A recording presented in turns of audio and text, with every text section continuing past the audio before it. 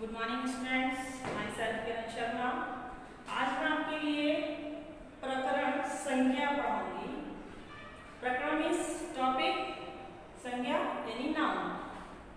तो आज हम ये संज्ञा पढ़ेंगे। यहाँ पर संज्ञा को अगर हम वन वर्ड में, एक शब्द में डिफाइन करें या सिर्फ एक शब्द में उसका अर्थ जाने तो संज्ञा का एक शब्द में अर्थ होगा नाम, यानी संज्ञा का शाब्दिक अर्थ होता है नाम। संज्ञा किसे कहते हैं? तो संज्ञा हम नाम को कहते हैं। इसकी व्याख्या में या इसकी परिभाषा में संज्ञा शब्द किसी प्राणी, वस्तु, स्थान या गुण, भाव को बोध कराने वाले शब्दों को कहते हैं। संज्ञा मुख्य रूप से तीन प्रकार की होती है।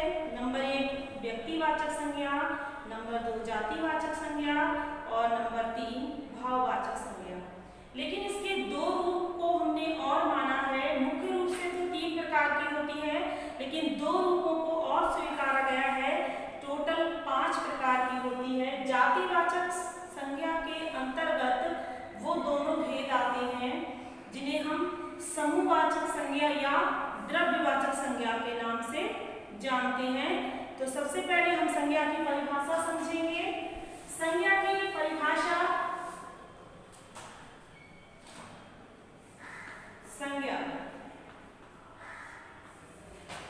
संज्ञा किसी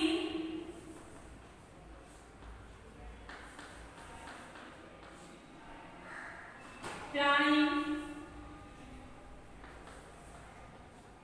वस्तु, स्थान, गुण या भाव के शब्दों को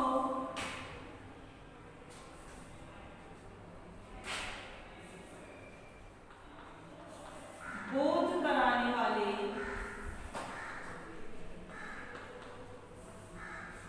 बोध का मीन्स होता है ज्ञान। किसी प्राणी, वस्तु, स्थान, गुण या भाव के शब्दों को बोध कराने वाले शब्दों को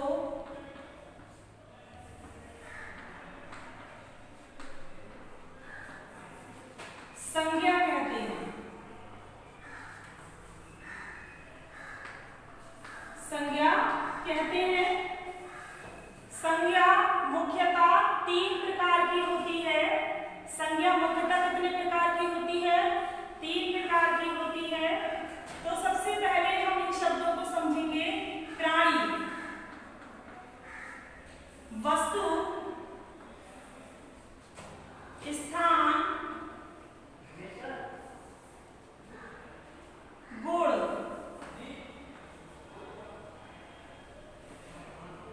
भाव। इसके अंतर्गत जो शब्द दिए हैं हम उनके बारे में जानेंगे।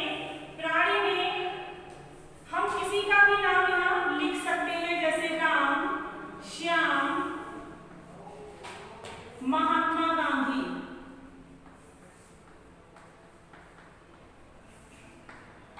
ये सभी किसके अंतर्गत आएंगे? प्राणियों के अंतर्गत आएंगे। इसके बाद वस्तु, वस्तु में कोई भी हम यहाँ पुस्तक लिख सकते हैं, मेज लिख सकते हैं, कुर्सी लिख सकते हैं,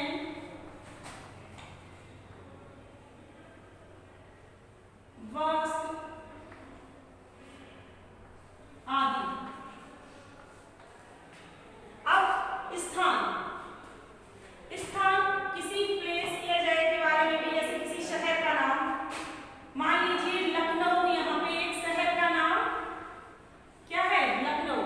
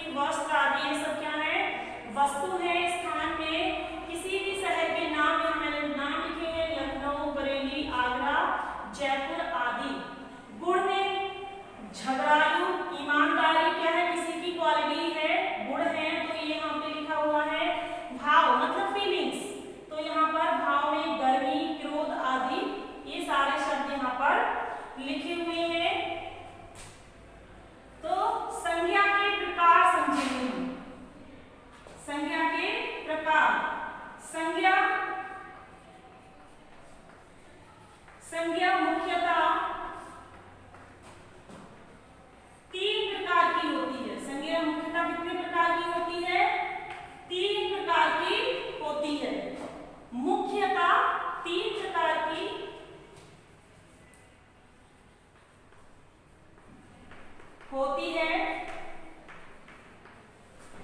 नंबर 8 व्यक्तिवाचक संज्ञा।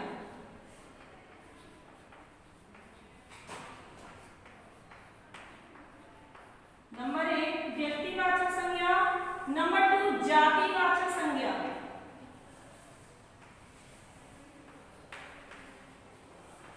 नंबर 3 भाववाचक संज्ञा।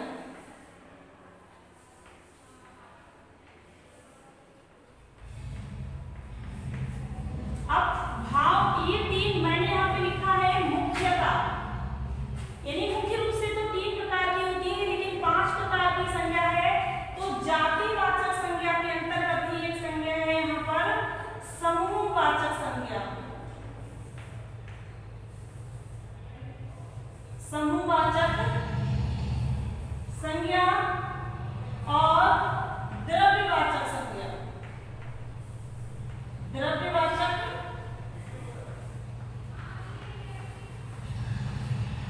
संज्ञा तो टोटल 5 प्रकार की हो गई। मुख्य रूप से 3 प्रकार की जातिवाचक संज्ञा के अंतर्गत 2 प्रकार की संज्ञा समूहवाचक संज्ञा और द्रव्यवाचक संज्ञा। तो द्रव्यवाचक संज्ञा के बाद अब सबसे पहले हम व्यक्तिवाचक संज्ञा के बारे में जानेंगे।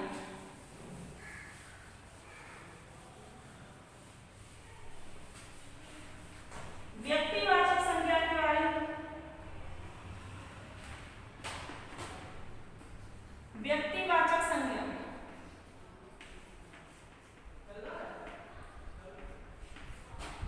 जो शब्द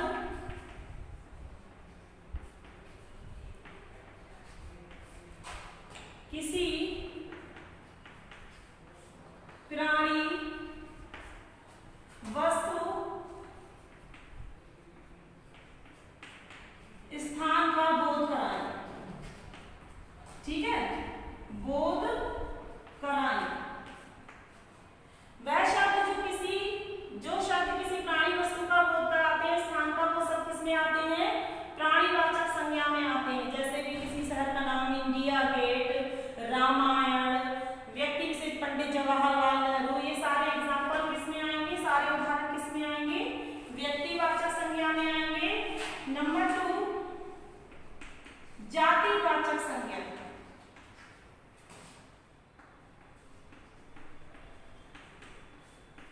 जातिवाचक संज्ञा में वह शब्द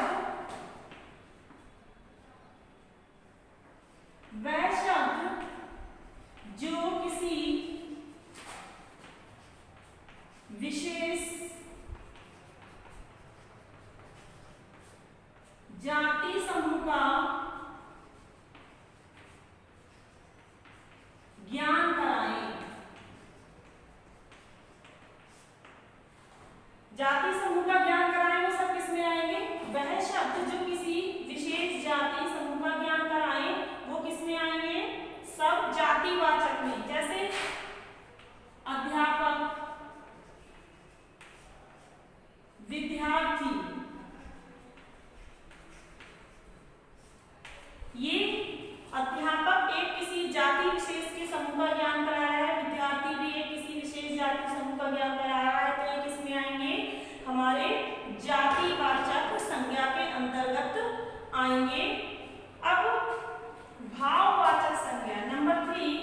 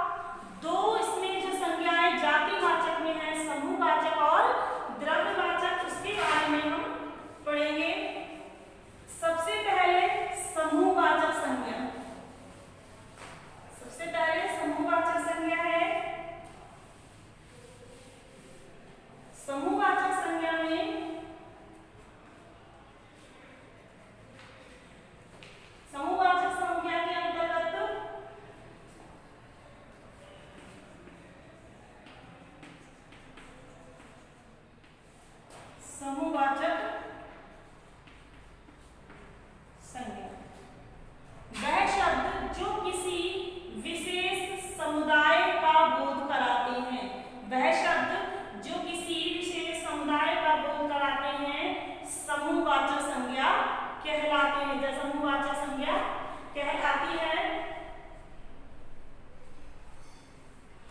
जिसमें प्राणियों के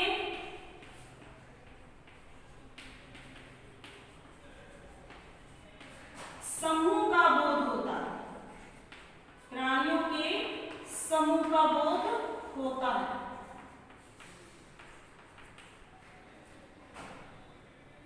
समूहवाचक संज्ञा वह संज्ञा जिसमें प्राणियों के समूह का बोध होता है।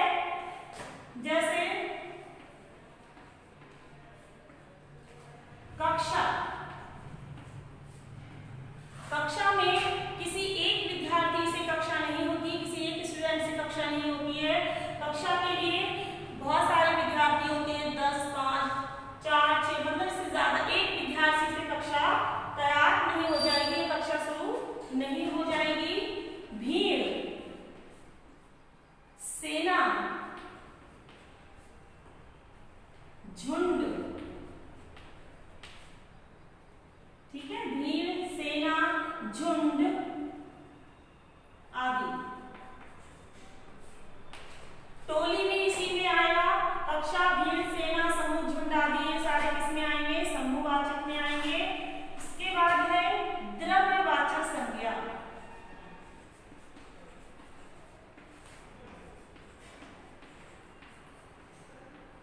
द्रव्यवाचक संज्ञा के अंतर्गत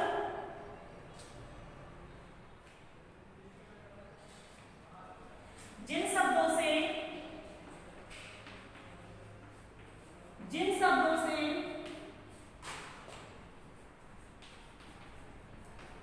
द्रव्य या धातु का बोध होता है,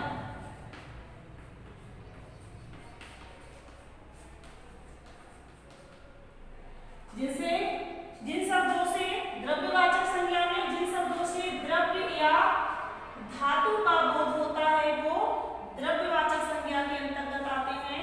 इसके एग्जांपल में पानी, पेट्रोल, सोना, चांदी, लोहा आदि इसके एग्जाम्पल्स हैं। ठीक है, जिन शब्दों से द्रव्य या धातु का बोध होता है वो द्रव्यवाचक संज्ञा के अंतर्गत आते हैं। जैसे पानी, पेट्रोल, सोना, चांदी, लोहा आदि। पानी और पेट्रोल क्या है? द्रव्य है, लिक्विड है, तो ये भी द्रव्यवाचक में आएंगे। सोना, चांदी, लोहा ये क्या है? धातु है, तो ये भी किसके अंतर्गत आएंगे? द्रव्यवाचक संज्ञा के अंतर्गत आएंगे। अब प्राणीवाचक और आप संज्ञा की पहचान हम प्राणीवाचक और अप्राणीवाचक से भी कर सकते हैं। जैसे किसी का नाम, जैसे पंडित जवाहरलाल नेहरू, महात्मा गांधी, अगर हम इसे देखें तो ये प्राणीवाचक के अंतर्गत आएंगे। हम रामायण या पुस्तक किसी ऐसे वस्तु को देखेंगे तो वो किसमें आएंगे? अप्राणीवाचक के अंतर्गत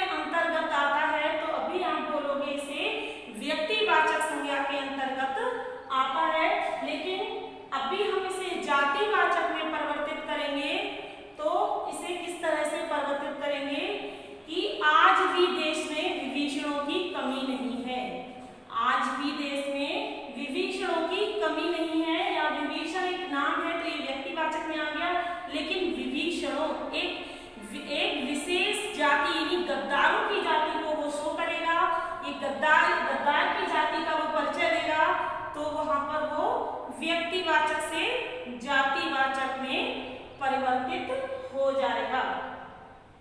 ठीक है, तो आज का ये संज्ञा का टॉपिक, मुख्य रूप से संज्ञा कितने प्रकार की होती है? 3 प्रकार की होती है। जातिवाचक के भी 2 भेद होते हैं, समूहवाचक, द्रव्यवाचक। और डेफिनेशन भी आपने समझी। इस संज्ञा का अगर कोई 1 वर्ड में आपसे आंसर पूछे, रिपीट कर रही हूँ मैं ये क्वेश्चन को, कि संज्ञा क्या है, तो बस आंसर होगा नाम, अर्थात संज्ञा का शाब्दिक अर्थ होता है नाम। Thank you.